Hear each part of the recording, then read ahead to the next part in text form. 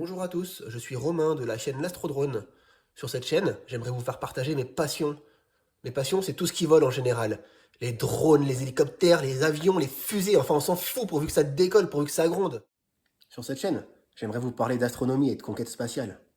C'est magique, ça fait rêver tout le monde. Qui n'a pas rêvé d'aller rire dans les étoiles comme le petit prince?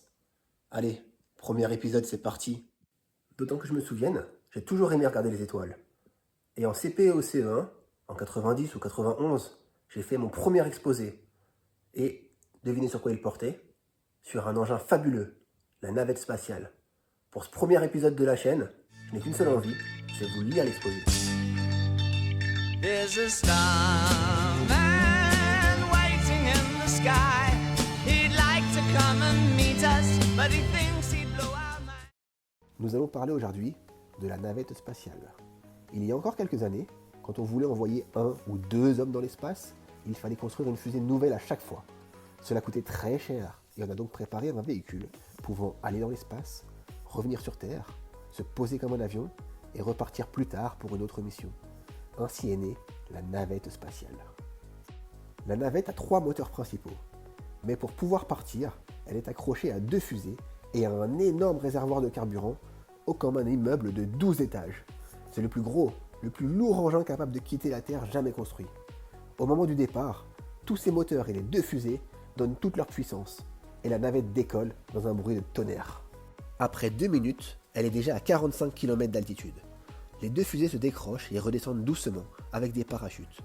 On les repêchera dans la mer pour pouvoir les réutiliser. Puis, c'est au tour du gros réservoir maintenant vide de se décrocher et de retomber dans l'océan. La navette continue seule de monter jusqu'à l'orbite choisie, à environ 200 km d'altitude. À ce moment-là, elle peut enfin couper ses moteurs. À son bord, 6 ou 7 hommes travaillent en faisant le tour de la Terre en 1h30 et peuvent placer plusieurs satellites en orbite.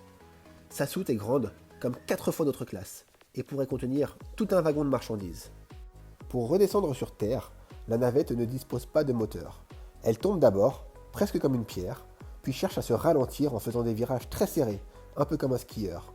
C'est le moment le plus difficile de la mission, car elle doit traverser l'atmosphère et résister à la chaleur que cela provoque. Elle est protégée par des tuiles spéciales qui lui évitent de brûler. Quand elle touche le sol, il lui faut encore 4 km pour s'arrêter sur l'immense piste. Peut-être qu'un jour, l'un d'entre nous pourra-t-il voyager dans cette si belle navette. Bon, soyez indulgents. J'ai écrit cet exposé quand j'avais 7 ans. Certes un peu aidé par mon papa, c'est vrai.